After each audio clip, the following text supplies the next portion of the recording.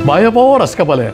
Kahit tamay mabilog ang puwersa ng GLN TV44, mabyela rin makapanahon at lokal istoryang dapat yung abalo. Kapamilataning garantisado, kumpleto ang pabalansing informasyon. Oray ni Pure, balitang may kalap gining Lunes, August 4, 2025. Ako po'y Benny Ginto at iti in News Force, Pampanga.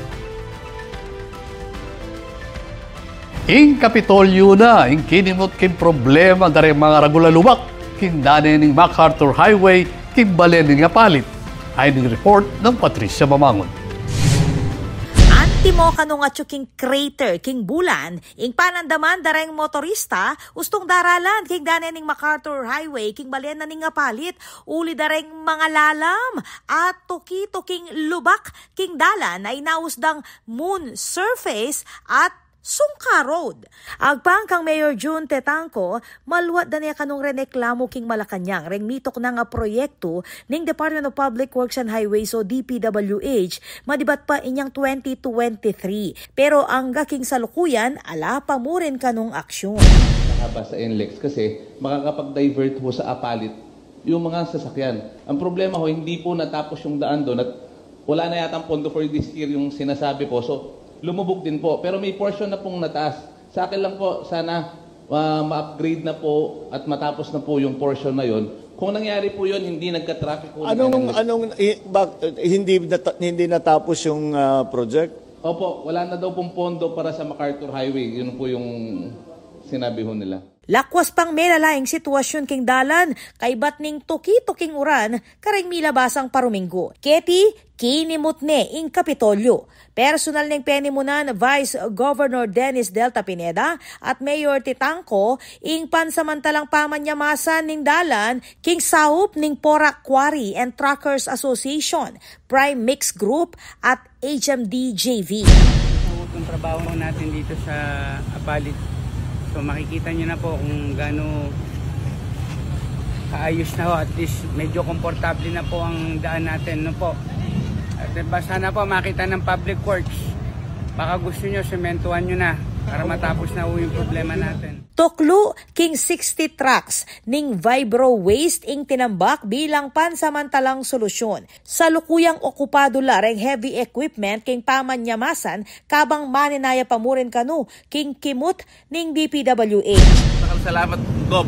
At least may pasno no rin aliwa mo rin nga palitenyos rin yung mga dumadaan dito.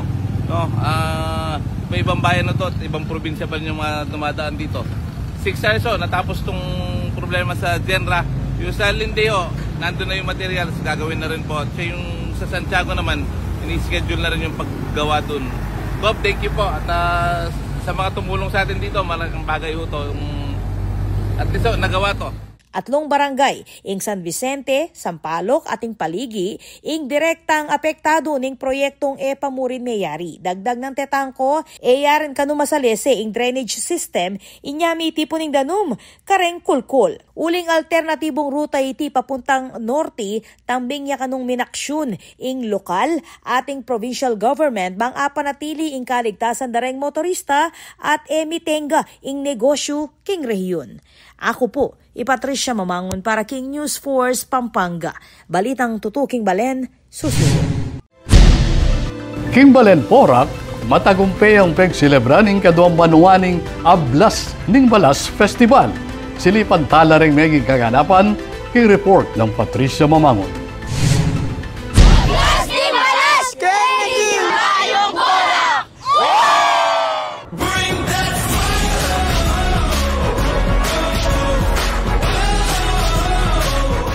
Masayayang pegmasusyaning kaduang Ablas ning Balas Festival king Bayong Municipal Hall ning Porac, king Barangay Kangatba, king pamanimuna ng Mayor Jaime Jingkapil. Ing selebrasyon sisimbuluya kano king katatagan dareng taga Porac na anjang pilang beses pa kanong mitwag at sibuka ni ngamon agyu pamuring talakad at musan. Tunay na likas sa Poraqueño ang tatag ng loob at kakayahang bumangon sa bawat hamon ng panahon. Sa bawat pagsubok na patunayang nating kaya nating umangat. Basta't sama-sama. Ibat king tuturi nga sumpa, may ganyang biyaya ing balas para king balen. Nung nukarining lahar, ngeni yang panibataning kabiyayan dareng marakalame malen at revenue para king local government unit. Kukulay chay Mayor Kapil, ning pamisan metong para king balaus a progreso ning balen pora. Ang ablas ning balas ay simbolo ng ating lakas, kultura at pagkakaisa. Sa pagkakaisa, may progreso. At sa progreso, may biyaya. Para naman kang Vice Mayor Jen Kapil, ingablas ning balas, sasalamin niya king resiliency, talento at creativity dareng Poraqueño. Today, we gather not only to celebrate a festival, but to honor the true spirit of our community, the resilience, creativity, hard work, and unwavering hope of our people. The Ablas ning Balas Festival is more than just a showcase of our culture and livelihood. It is a celebration of who we are as a town. Bida King Festival, ing sand art at product exhibits, decorated trucks at 4x4 vehicle displays. Atin mo namang motocross at RC car competitions at meto nga makuleng hot air at lantern night glow. Kawani king trade fair at cultural performances, bida mo naman ing drum and lyre, street dancing. At ing bengi ning musika, kayabe reng kilalang banda, Adadon. Never dies. Wipe away those tears now from your eyes. Meging highlight mo naman king programa ing ceremonial rites, amamye parangal king industriya ning balas. Meto nga pamamye puge, kareng talapagobrang magsilbing haligi king industriya king pora. Ing Ablas ning Balas Festival, iya mo kanu selebrasyon ning lahar. Nune kikilala king sikanan, sipag at ing pamibuklod-buklod dareng Poraqueño. Ako po, Patricia Mamangon para king News Force Pampanga. Balitang tutuking balen. Meto nga rescue operation ing penimuna ning Angeles LGU, bang protektahan lareng anak a menor de edad kim parte ning Fields Avenue at aliwa pang lugar kim Barangay Balibago. Ayning report. Beto nga matagumpeng rescue operation ing penimuna ning Angeles City Government inyang bengi ning August 1 king pamakipag-ugnayan king City Social Welfare and Development Office o CSWDO, Angeles City Tourist Information Visitors and Engagement o Active at Women and Children Protection Desk ning Angeles City Police Office. Mesa koro king operasyon reng kabilugang 37 na katao, kabilang na reng 21 na menor de edad at 16 ang mga tuwa. Ibat king MacArthur Highway, Fields Avenue at reng kasiping dalan king Barangay Balibago. Agpang king reporting CSWDO kapag nasaning operasyon ning protektan na reng kayanakan at reng vulnerable sector bilang parte ning programa ning administrasyon ng Mayor Carmelo John Lazatini II bang siguraduan ning kaligtasan at kapakanan da reng memalen king lugal. 15 menor de edad ing dela king kanlungan ng Kabataan Reformation Center para king counseling at reformation program. Samantalang 22 individual naman ing midinan mumunang warning at pepaganaka dikil king gustong asal at kaligtasan. Ing takbangay ti partine ning malawakang kampanya ning LGU bang labanan ing iligal aktibidad at panatilyan ing kaayusan at kaligtasan king Angeles City. Ako po, Patricia Mamangon para king News Force Pampanga. Balitang tutuking balen. Atin pa mga paling balita king pamagbalik ning News Force Pampanga.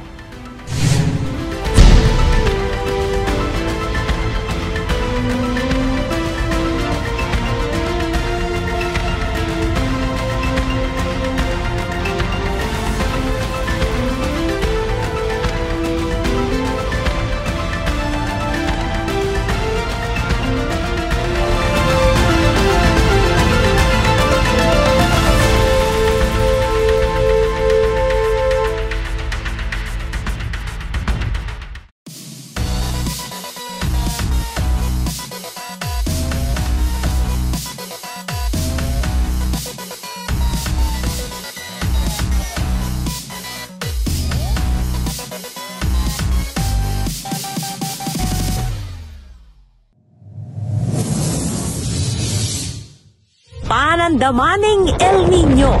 Kung toro papali o mitatasing temperatura, daragul mo naman ing pamangailangan king kuryente. King daragula demand king kuryente asang kaning paning pamangamit kareng appliances kalupaning aircon, freezer at refrigerator.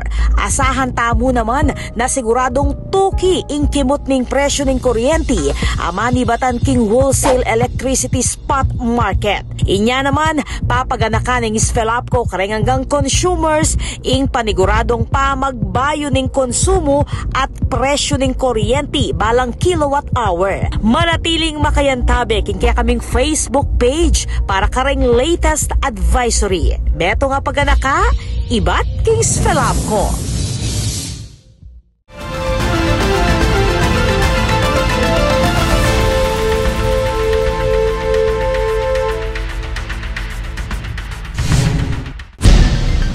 Dini pa rin balitang dapat tamong tutukan. Kaya kata namang silipan ng bibidang produkto ng Davao Region, ing kape at tsokolate, kapamilitan na rin videos ay kuwaning Kapampangan traveler John Darren Giwan.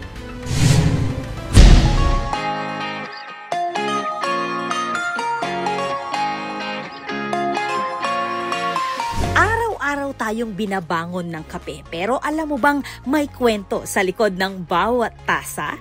This July 2025, nilaunch ng Department of Tourism Region 11 ang Coffee and Cacao Tour sa Davao Region para ipakita na more than just masarap, may lalim ang lasa ng local coffee at chocolate. Thanks to John Darren Giwan of Kapampangan Traveler and member of Pampanga Press Club, we got to experience the sights, flavor, and stories of Davao's coffee and cacao.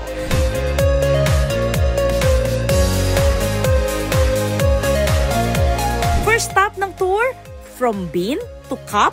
Yes, literal! Nagtanim kami ng coffee sprouts with the Bagobo Tagabawa tribe na pwedeng lagyan pa ng name tag.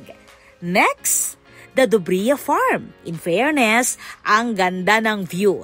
Dito, tinuro sa amin ni Miss Marivic, Certified Coffee Champ, kung paano maging plantita ng quality coffee cherries.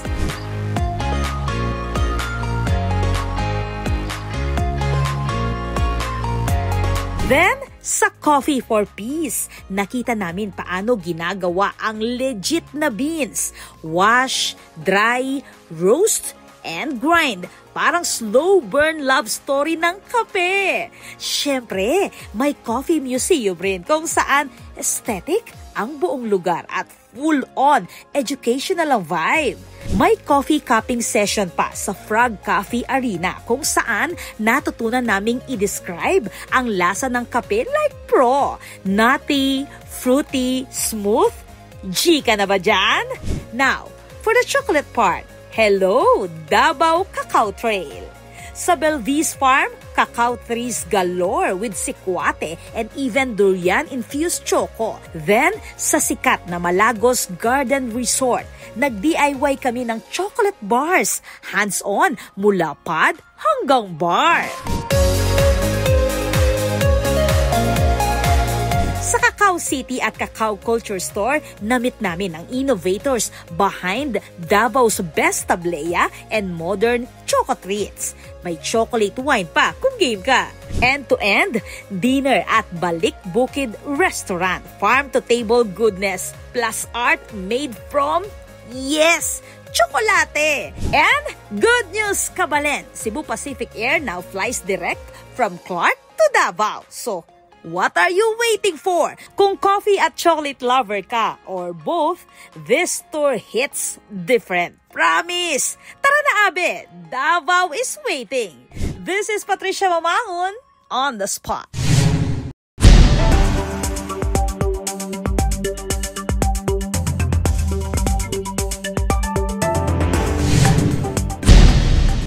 Kaya katamong pakibaluan ng bili ng panahon king lalawigan, kilom ng 24 oras.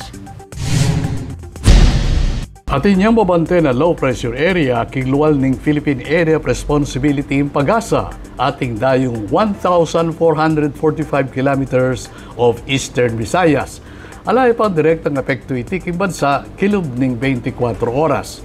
May bawas ning habagat o southwest monsoon, anya naman makaranas at mapali, malisangan na panahon king dakalaparti ning bansa. Asahan pa mo rin, ing paminsan-minsan na pamanuran, lalo na king bandagat panapon at bengi.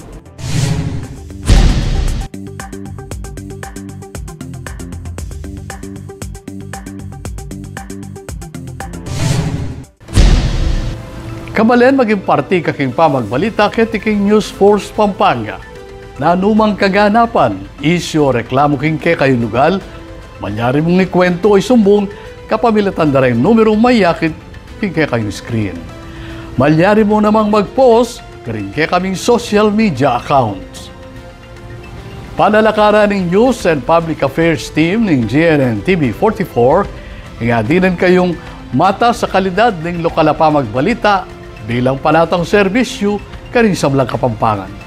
I'll venue lang in Lunis, Remekala pa istorya, ketiking probinsya. Ako po, Ibeni Ginto at ini in News Force, Pampanga. Balitang totoo, King Balen, susunod.